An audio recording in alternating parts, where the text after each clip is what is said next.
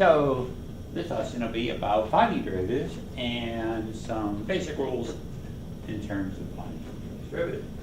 So we had in terms of the last class that the definition of a derivative was a limit as delta x approaches 0, f of x plus delta x minus f of x all over delta x.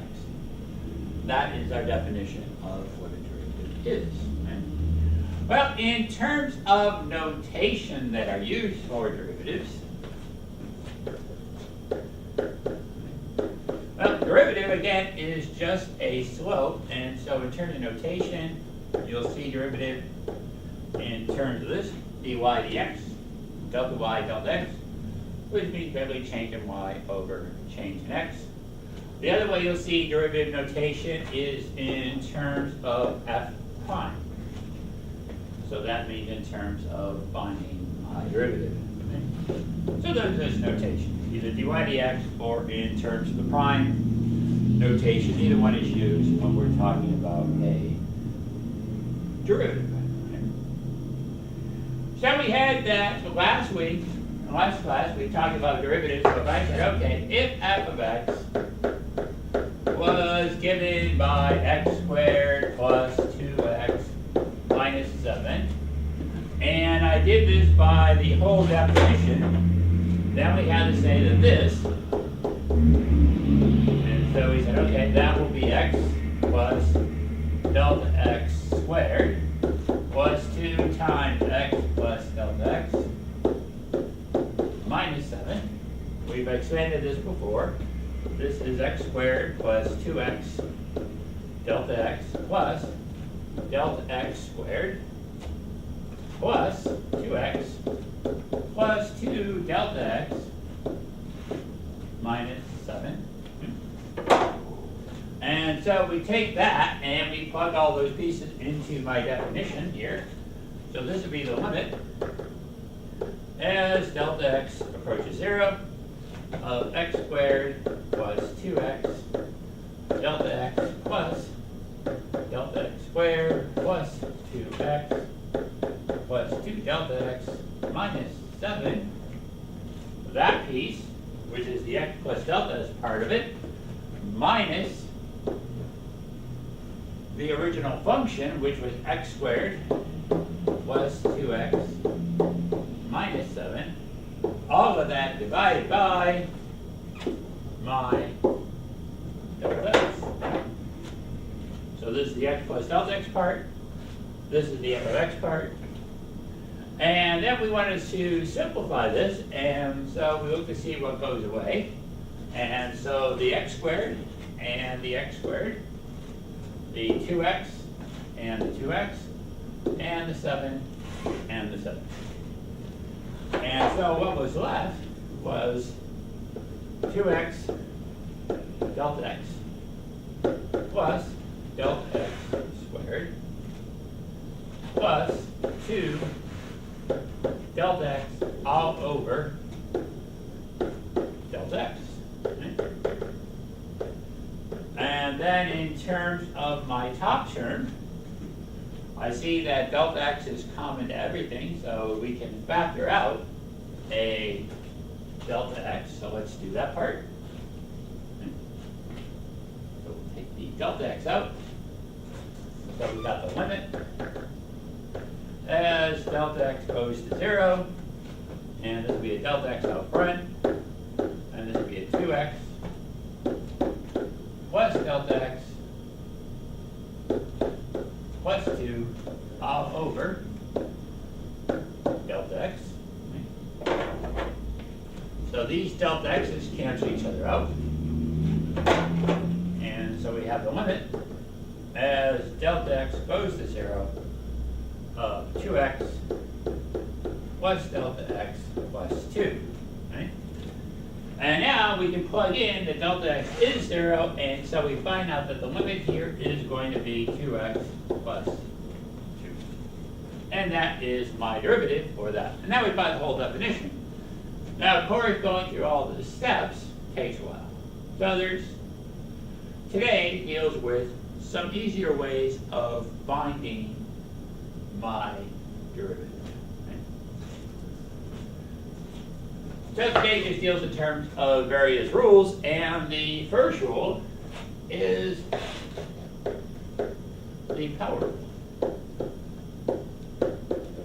So given that f of x is given by ax to the n, okay, and I want to find the derivative of that. Well, the rule says f prime will be a times n x raised to the n minus 1 is my derivative. So whatever the power is here, we bring it out front, and then we drop the exponent by 1. And so, for example, then how that would work, so let's say we got f of x is equal to 8x to the 4th, right? Well, my rule says, then we have the 8, the 4 comes out front, we have the x, and we drop the exponent by 1, and this becomes 32x cubed.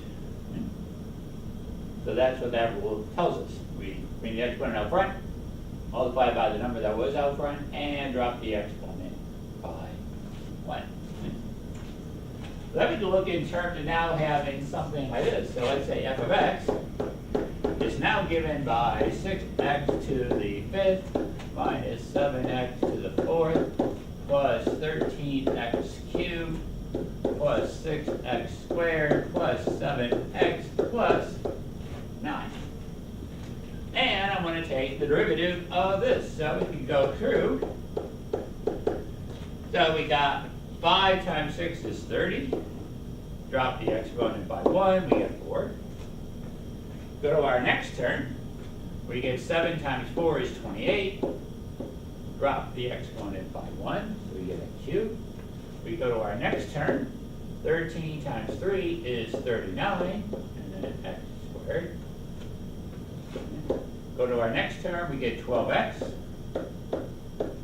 Our next term is 7, and now when we get to our constant, the derivative of constant is 0. And so that term goes away. And so here is my derivative. And so doing it this way would be far easier than going through that whole definition for this problem. Okay. Now this rule deals with in terms of if I have things that are in this form. Well, what happens if we have something that now looks like this?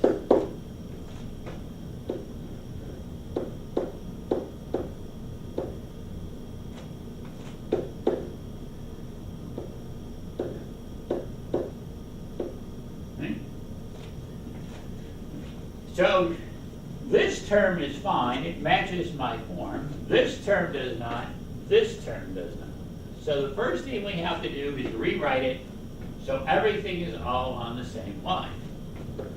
So let's do that. So this is 8x cubed. Any radical can be rewritten in terms of an exponent. So this would be x, okay?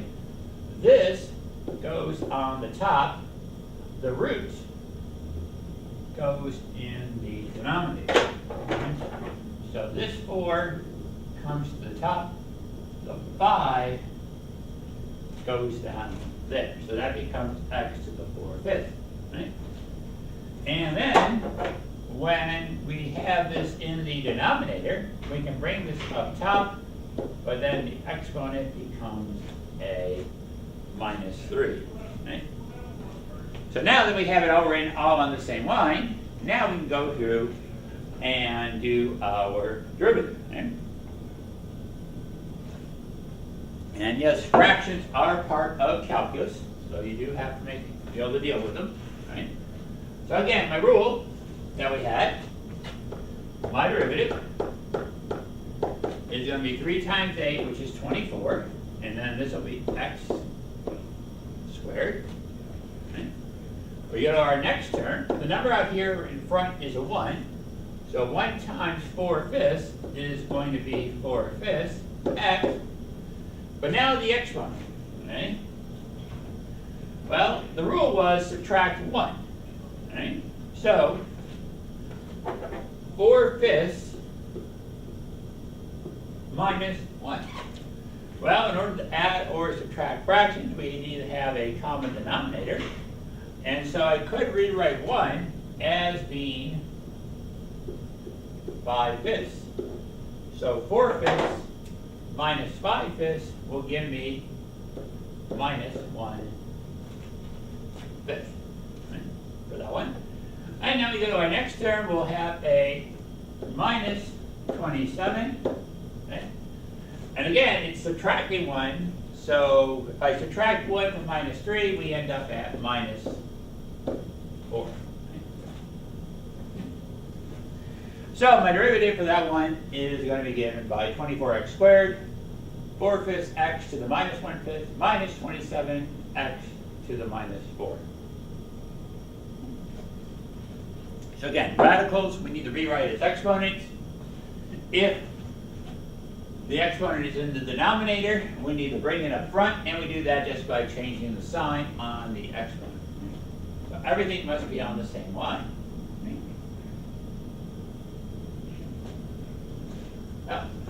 So now we got, well, given something like this, so let's say I have f of x equals 6x squared plus 3x plus 2. We said we could easily enough find the derivative of this. So 6 times 2, this will be 12x, and then this will be plus 3. Right? And then I say, okay, what will be the derivative if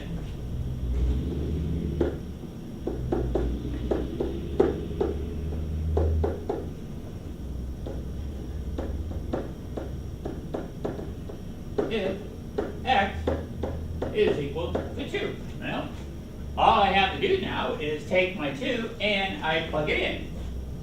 So f prime of 2, this will be 12 times 2 plus 3, and so this will give me 27. And so that is the slope of that curve at that particular point.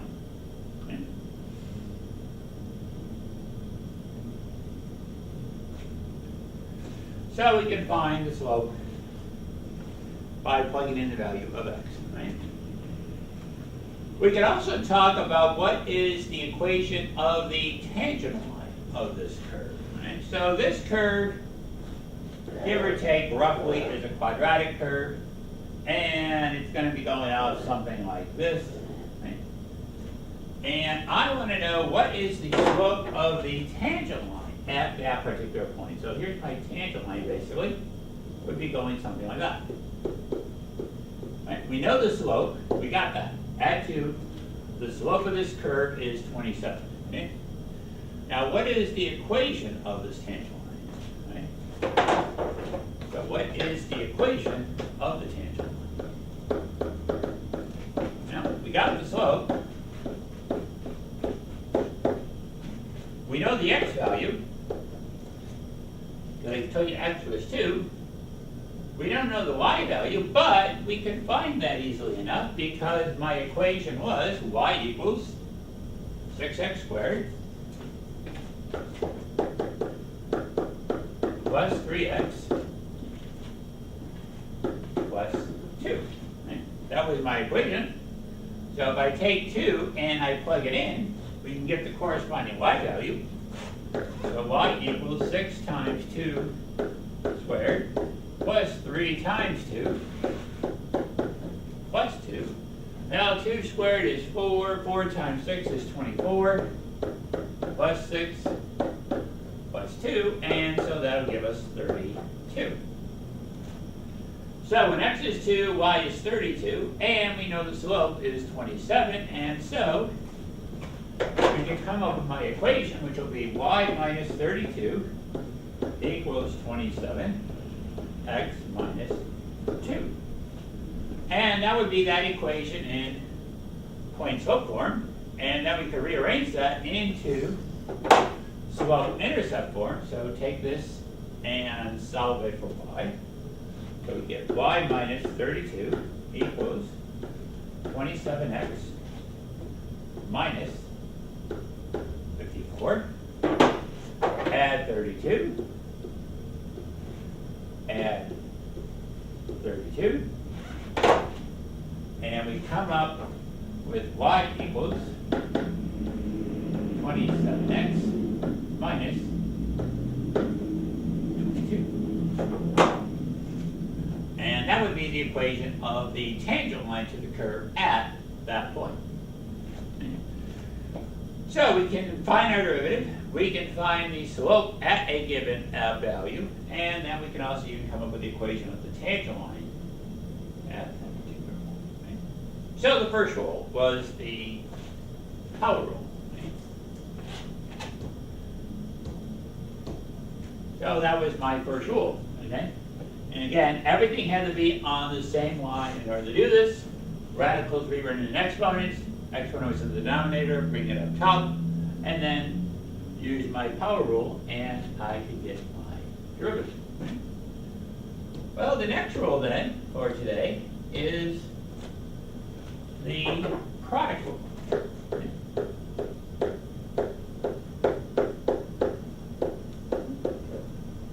So, for example, in terms of how this works, let's say f of x is given by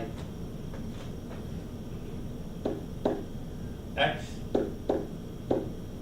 plus 3 times x minus 5, right?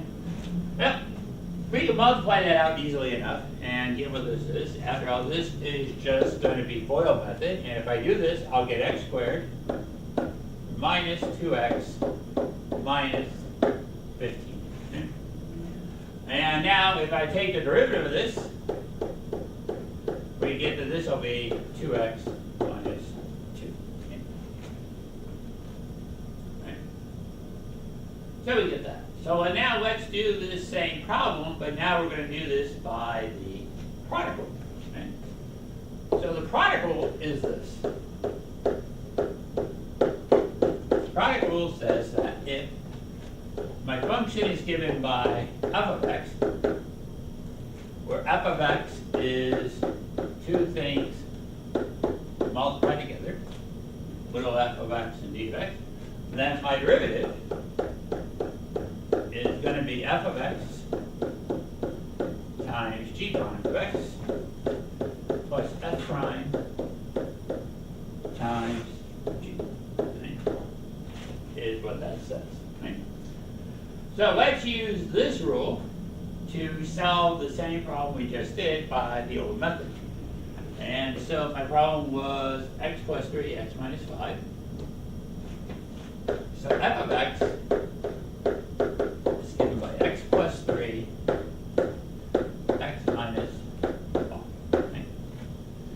So first thing I want to do is divide it into the pieces. So little f is going to be x plus 3. G is going to be x minus 5. The derivative of the first piece will just be 1. The derivative of the back piece will also just be 1. Okay? So now the rule says is we want to do, in terms of our derivative, that f is going to be this times this. So x plus 3 times 1 plus this times this, 1 times x minus 5. Right?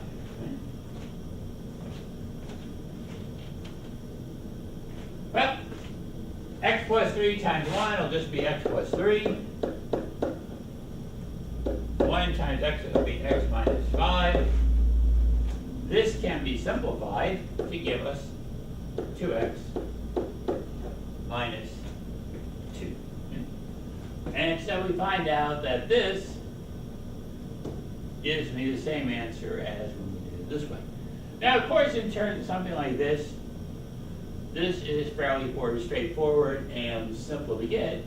But what happens if we had something bigger to deal with? Right? So let's say now f of x is given by x to the fourth minus 7x cubed 21x squared minus 9 times x to the 7, 8x squared, 12x, right?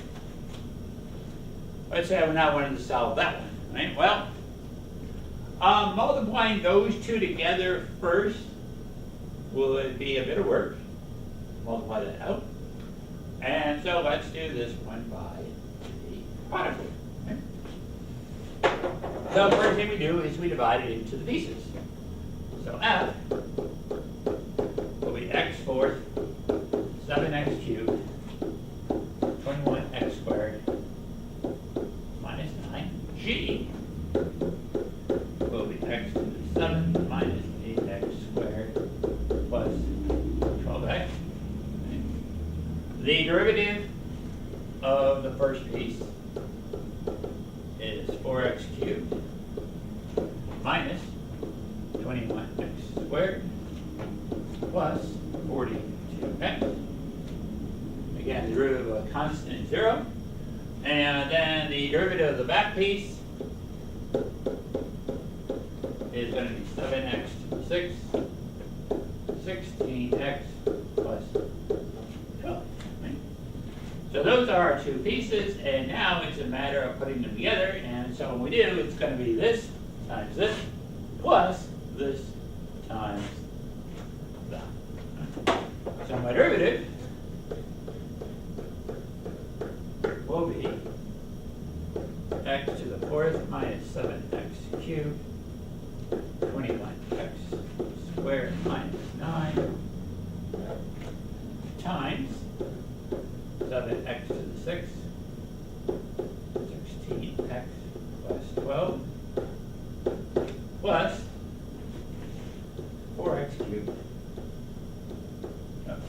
minus 21x squared plus 42x times, and let's see if we can sneak this in here, 8x squared plus 12x. Right? And for us, we will leave it at that point. So basically what I want to be able to see is, can you tell me what are the pieces, and then can you string it all together? We won't have to be bothering with doing that, all that multiplying out. We're going to just leave it in that form at that point. Right? So that is the product rule. We divide it up into the two pieces. We take the derivative of each piece and then put it together. Right? Again, the same rule applies. If I have radicals, I need to rewrite them in terms of exponents. If I have x in the denominators, I need to bring them up top. Right? So product rule deals with multiplying things together. And so then the next rule is the quotient rule. And so basically that is just in terms of dividing. So now we got f of x is given by something in that form. Okay, so that's my quotient. Right? So now, how do I do this by, so we got my derivative is given by g of x times the derivative of the top minus the top times the derivative of the bottom all over the bottom term squared. That is the quotient. So product rule is kind of hard to mess up because in the product rule, it involves multiplying and adding, okay? And so multiplication and addition, it doesn't matter which way you do them. So 3 plus 2 is the same as 2 plus 3. 3 times 2 is the same thing as 2 times 3. But in the quotient rule, you do have to make sure you plug things in the right order, because if you don't, you will not get it right, because this involves subtracting and dividing, and so that does make a difference. Okay? So let's go through a few examples of this one. So let's say that f of x is given by x squared plus 9x over 3x to the fourth minus 12x squared. So let's divide it up first into the pieces. So f of x, little f of x, is x squared plus 9x. G of x is 3x to the fourth minus 12x squared. We then want to take the derivative of both pieces. So the derivative of the top piece will be 2x plus 9. The derivative of the bottom piece will be 12x cubed minus 24x. Those are my pieces.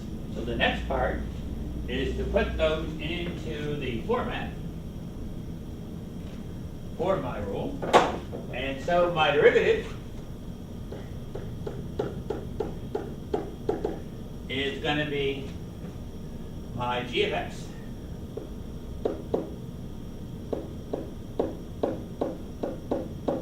times f prime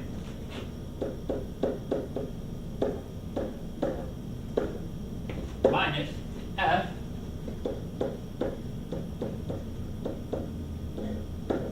times the derivative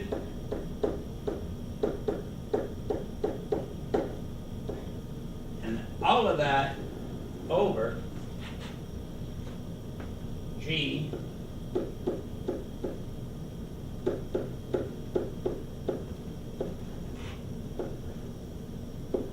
squared. Okay. And again, once we get all the pieces plugged in, just like with the product rule, we are going to leave it in that form. Now, yeah, we could evaluate the derivative given a value of x. So if I told you a value of x, you can plug that all in, and you can number crunch that out and get a value at a particular x. So we got our product rule. We have our quotient. And we had our power rule. Okay? So these rules make finding derivatives a whole lot easier. Okay? Instead of going through the whole rule, the derivatives by that long definition. Okay? So the next rule then is the chain rule. So, for example, we now get this.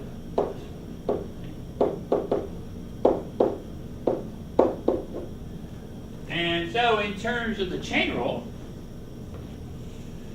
you now have something that looks like this, that dy dx, which again means derivative, is given by dy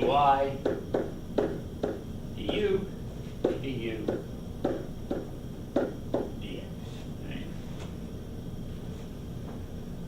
So what I'm going to say now is if I have something like this, for example, let's say we got that f is given by 8x squared times x cubed plus 3x plus 2 to the fourth. Right? I want to find my derivative of this. Right?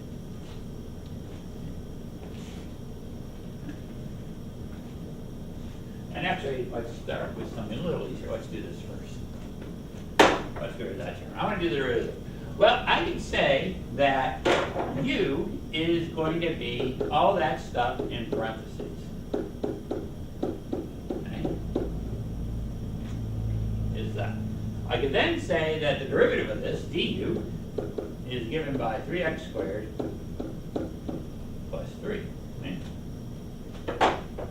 So now I can make a substitution. So f of x is going to be given by u to the 4th. And now if I take my derivative of this, we get that f prime is going to be given by, well, if I take the derivative of this, we said the rule is this, you get 4u to the 3rd, and then we get my derivative of u. Okay? Well, now I know what u is because I said u was given by x cubed plus 3x plus 2. So this will be 4 times x cubed plus 3x plus 2 plus 2 plus 2. And all this to the 3rd times the derivative, which we said was 3x plus 3. So that would be my derivative. Now in terms of one like this, we will do a little bit in terms of simplifying here. Because I could take this constant term out front and multiply it by that term in the back, and so this will give us 12x plus 12 times x cubed plus 3x plus 2 all raised to the 3rd power, and that'll be my derivative. So I can make use of a little substitution here by saying u is all that stuff, and then I have, in terms of my basic rule of derivatives. So we have in terms of the chain rule.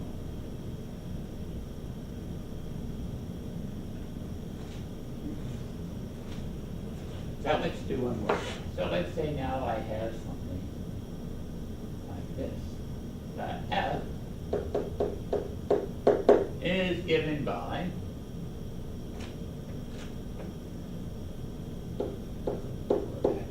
this.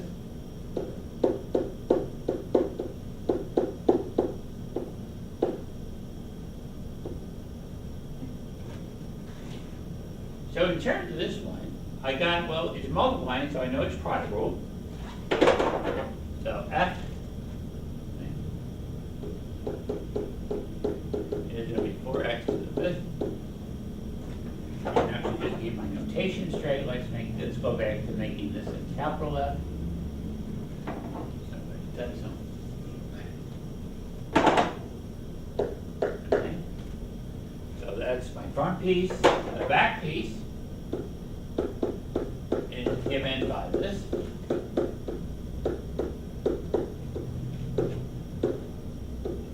Okay. The derivative of the first piece will be 20x to the 4th. Okay. Now, in terms of chain rule and how it works for this whole thing without going that whole process again, is my derivative here will be is take the 8 out front, keep all this the way it was, drop the exponent by 1, and now take the derivative of what was inside, which will be that.